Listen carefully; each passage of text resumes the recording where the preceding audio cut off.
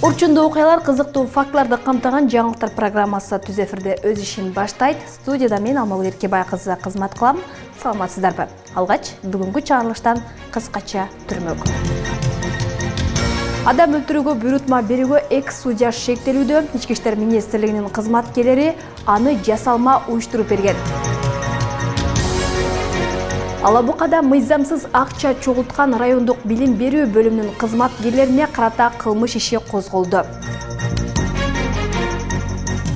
3-чү элдик курултайга старт берилип, өлкө башчы делегаттарды сын пикирлерди трибунада ачык айтууга чакырды. Кандай маселелер көтөрүлдү? Кыргызстанда уникалдуу технологиялык жогорку окуу жай даярдаган, адистер даярдаган 2 окуу жайдын бирөөсү Ош технологиялык университети Ошто. Алар өздөрүнүн корпусуна койду. Бирок неге мекеме ишканаларга койбой тургандыгын сурасам, энергетика министрлиги тарабынан лицензия берилбегендигин айтты.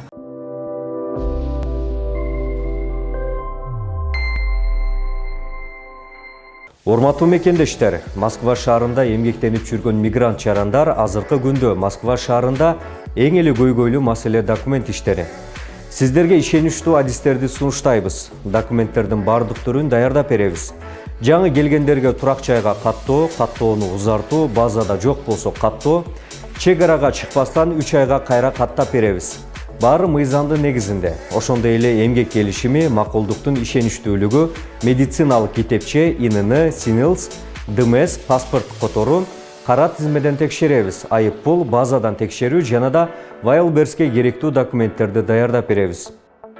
Биздин дарек метро Павлецкая. Байланыш үчүн +7 977 736 15 87 WhatsApp номерине кайрылыңыздар. Сиздерге кызмат көрсөткөн адис Ажакбар жигитибиз.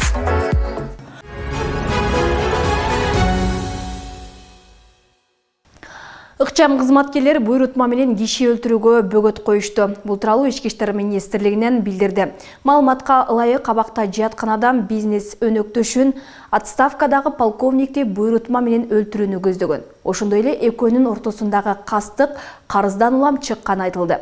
Буйрутма берген киши таанышы кокустуктан өлүшү керектигин белгилеп, сүрөт жана видео отчет жөнөтүүнү талап кылган. Ички иштер министрлигинин кызматкерлери кылмышты алдын алуу үчүн адам өлтүрүүнү жасалма уюштурушуп, буйрутманы өзүлөрү алып өч алууну көздөгөн адамдын талабы менен иш бүткөндөн кийин сүрөт видео жөнөтүшкөн. Ал адам буга $30.000 убадалап, аны бир адамдан берип жиберген. Акча алып келген киши буйрутма берген адамдын жакын тууганы экени аныкталып, убактылуу кармоочу жайга киргизилди деп айтылат маалыматта. Ички иштер министрлигинин кылмыштын уюштуруучулары жана шериктери аныкталып, кармалганын кошумчалады. Буйрутма берүүгө аскер сотунун экс-судьясы шектелүүдө. Алабукада мыйзамсыз акча чогулткан райондук билим берүү бөлүмүнүн кызматкерлерине карата кылмыш иши козголду. Бул тууралуу башкы прокуратурадан билдиришти. Жалал Абад облусунун Алабука районунун прокуратурасы тарабынан жүргүзүлгөн текшерүүдө райондук билим берүү бөлүмүнүн жооптуу кызмат адамдары мыйзамсыз акча каражаттарын чогултуп келишкендиги аныкталды. Алсак аталган кызматкерлер материалдык жана башка артыкчылыктарды мыйзамсыз алууну көздөп, ыйгарым укуктарын кызматтын кызыкчылыгына каршы колдонушуп, кысым көрсөтүү жолу менен номер 33 жалпы орто билим берүү мектебинин директорунан 127.975 сом акча каражатын М-банк тиркемеси аркылуу котортуп алышкан. Мындан тышкары ушундай эле мыйзамсыз аракеттер райондогу башка билим берүү мекемелеринин жетекчилерине карата да колдонулуп, акча каражаттары мыйзамсыз жиналган. Бул фактылар боюнча Алабука районунун прокуратурасы тарабынан кылмыш жаза кодексинин 337-беренеси кызмат абалынан кыянаттык менен пайдалануу менен кылмыш иши козголуп, тергөөнү жүргүзүү үчүн иш Алабука райондук ички иштер бөлүмүнө өткөрүлүп берилди. Чүй облусунун ички иштер башкармалыгы Токмок шаарында 18 жаштагы жигит Ринго Трейд онлайн казиного 287.000 сомун уттуруп, өзүн бычак менен сайып жибергенин билдирди. Облустук милициянын маалыматына караганда 14 декабрда Токмок шаардык ички иштер бөлүмүнө 18 жаштагы жигитке 3 адам бычак менен кол салып, 287.000 сомун тартып алганы тууралуу арыз түшкөн. Анын негизинде кылмыш жаза кодексинин каракчылык беренеси менен кылмыш иши козголуп, соттук укуктук экспертизалар дайындалган. Тергөөдө арыздануучунун айткандары аныкталган эмес. Милиция 18 жаштагы жигит Ренго Трейд онлайн казиного 287 миң сомун уттуруп жиберип, атасынан коркконунан бычак менен өзүнө залал келтирип, аны ыргытып жибергенин билдирди. Соттук медициналык экспертизанын жыйынтыгында ал өзүнө бычак сайышы мүмкүн экени аныкталган. Чүй облусунун ички иштер башкармалыгы кылмыш ишин тергөө улантып жатканын, анын жыйынтыгы менен кылмыш жөнүндө атайлап жалган маалымат берген жигитке юридикалык баа берилип, процессуалдык чечим чыгарыларын кабарлады. Экинчи тарап окуя тууралуу комментарий бере элек. Ринго Трейд коомчулукта кадимки казино катары сыпатталып, андан миллиондорду уттургандар болгон. Алардын Бишкек шаарында Ош филиалдары бар болчу. Кийин алар жабылып, аты өзгөртүлгөн. 20 декабрда Аламөдөн милициясына 20 жаштагы кыз 18 декабрда аны бейтаныш эки киши Васильевка айылынан күчтөп машинеге салып ала качып кеткенин айтып, арыз менен кайрылган. Тергөөдө шектүүлөр кызды Маевка айылына алып барып, молдого нике кыйдырууга аракет кылганы аныкталган. Кыз турмушка чыгуудан баш тарткандан кийин Беловодск айылына алып барып, үйдө күчтөп кармап турушкан. Милиция шектүүлөрдү аныктап, убактылуу кармоочу жайына камакка алды. Учурда кылмыш жаза кодексинин 172 беренеси никеге туруу максатында ала качуу боюнча иш козголуп, тергөө жүрүп жатат. Декабрь айынын башында Чүйдөн Жайыл районундагы Сосновка өткөрмө бекетинен кыз ала качууга шектелип, 28 жаштагы 2-30 жаштагы 1 киши кармалган. Кыргызстанда кыз ала качуу оор кылмыш.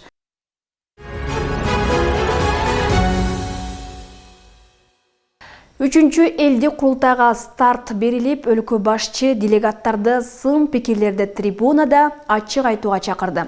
Жалпы элдик жыйынга 700 делегат катышууда. Алар 3 мүнөттөн жарыш сөзгө чыгып, басымдуусу оорукана тартыштыгы, курулуш, экология көйгөйлөрүн көтөрүшүүдө.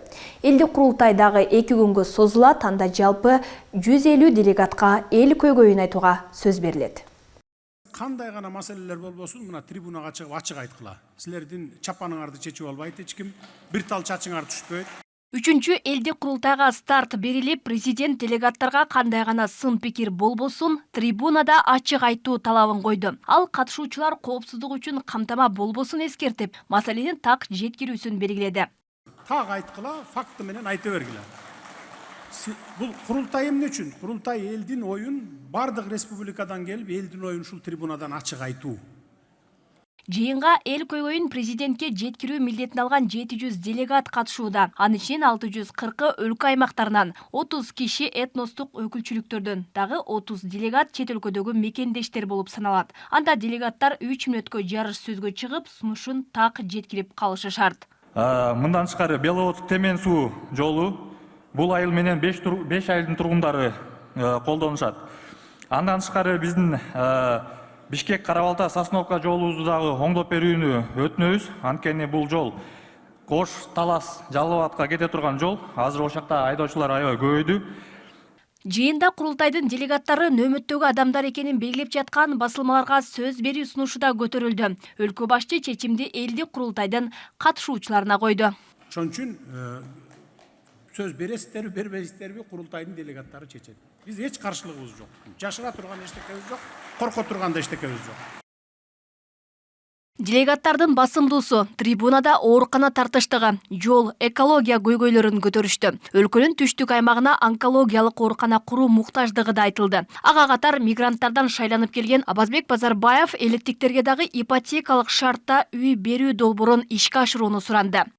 Мамлекеттик ипотеканын иши көңүл жылытарлык болуп жатат. Буга кошумча айыл жеринде үй курууга жерлери бар мекендештерге айыл ипотекасын киргизип, жеңил насыялар берилсе жакшы болор эле. Көп мекендештерибиз үйүнө кайтат болчу. Делегаттар 2 күндүк почта кызматынын гана милдетин алып жатат. Мындай пикирин айткан катышуучу Чырпыкбек Ударбеков делегаттарга мандат берүү керектигин билдирди. Ал 90 депутатка 700 делегат тескерисинче эл маселесин чечкенге жардам көрсөтө алат деп эсептейт. Бирок биздин 2 күндүк мандатыбыз бул поштальондун гана иши болуп атат.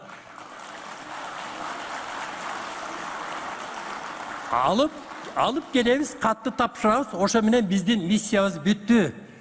Урматтуу Нурлан Шакиевич, мына ушул жердеги калайык калк эл ишенген эл келип атат. Ушул жерден Мына силер 90 депутат болсоңор, бу жерде 700 киши силерге колуңарга кол, бутуңарга бут болуп берет эле.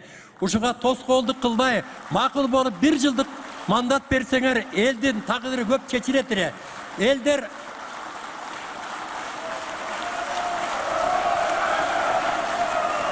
Курултай жалпы элдин көйгөйлөрүн көтөрүп, багытын аныктай турган институционалдык жыйын. Ал эми 3-чү элдик курултайда делегаттардын көпчүлүгү жергиликтүү көйгөйлөрдү көтөрүү менен чектелди.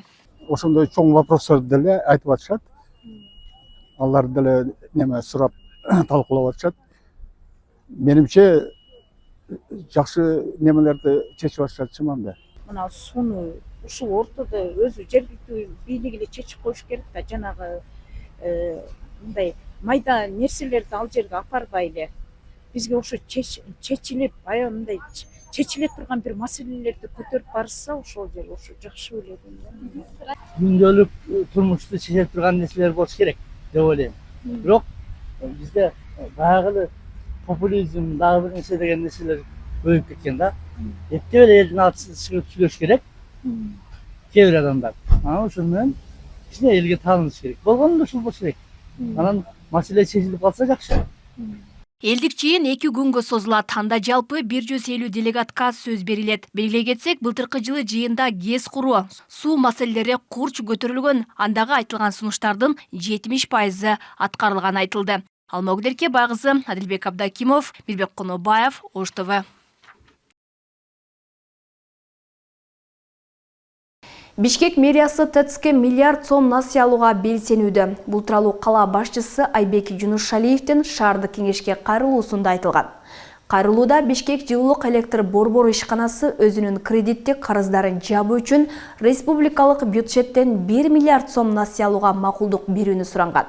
Маалыматта тарифтер социалдык багытта болгондуктан калкка берилген жылуулук өздүк наркын жаппай турганы айтылган. Энергия өндүрүү үчүн көмөкчү жабдуулар алдын ала оңдолуп, отун жана башка ресурстар сатып алынары. Бул айда өндүрүлгөн энергиянын акчасы 1 айдан кийин түшөрү да белгиленген.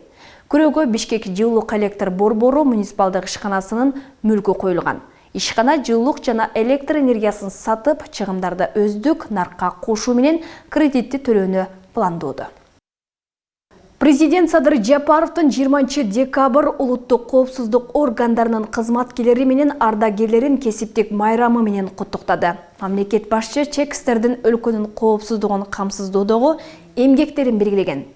Эгемен мамлекетибиздин коопсуздугун, анын аймактык бүтүндүгүн, ички тышкы коркунучтардан коргоо милдети сиздерге ишенип тапшырылган. Бул ыйык вазифаны так аткаруу үчүн сиздер күнү-түнү бел чечпей, каражанды карт журуп иштеп келе жатасыздар. Анын жыйынтыгы катары өлкөбүздүн бардык аймактарында бейпилдиктин, кооптуу делген чек ара тилкелерибизде тынчтыктын өкүм сүрүшүн белгилеп кетсек болот деп жазылган маалыматта. Ошондой эле ажуу атайын кызматтагылардын коррупцияга жана уюшкан кылмыштуулукка каршы күрөшүүсүндө жетишилген натыйжаларды белгилеген. Дүйшөнкул Чотонов Кыргызстандын Өзбекстандагы элчиси болуп дайындалды. Бул тууралуу президенттин маалымат кызматы билдирди. Тиешелүү жарлыкка президент Садыр Жапаров кол койгон. Бул кызматты ээлеп турган Муса Жаманбаев 25 октябрда иштен алынган. Дүйшөнкул Чотонов мурда Кыргызстандын Түштүк Кореядагы жана Вьетнамдагы элчиси болгон. Барбол кондитердик фабрикасы 18 жашка толуп, бул убакыт аралыгында 600гө жакын жаранды жумуш менен камсыз кылган. Учурда аталган фабрикада торт жана токочтордун ар кандай түрлөрү жасалып, сатууга чыгат. Даярдалган азыктар санитардык талаптарга ылайык жасалып, азык-түлүктөр ата мекендик өндүрүштөрдөн алынат. Фабрика 2008 жылы негизделип, учурда Түштүк аймагы боюнча 100гө жакын сатуу кеңселерин ачкан.